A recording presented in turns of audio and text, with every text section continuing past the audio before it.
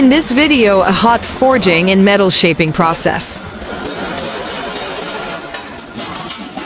Likely in an industrial manufacturing workshop or a blacksmithing foundry.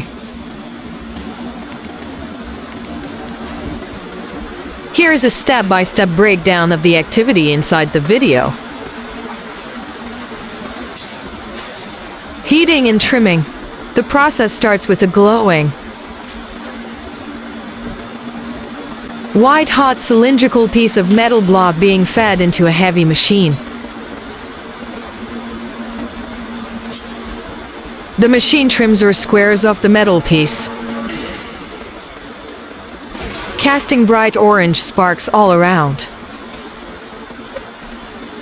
Placing into a die or mold, a worker using long, industrial tongs carefully moves the heated metal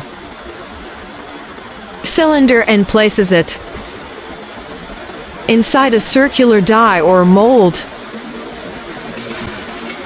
of a heavy hydraulic press machine. First press piercing shaping, the press descends, forcing a heavy rod into the core of the glowing metal block.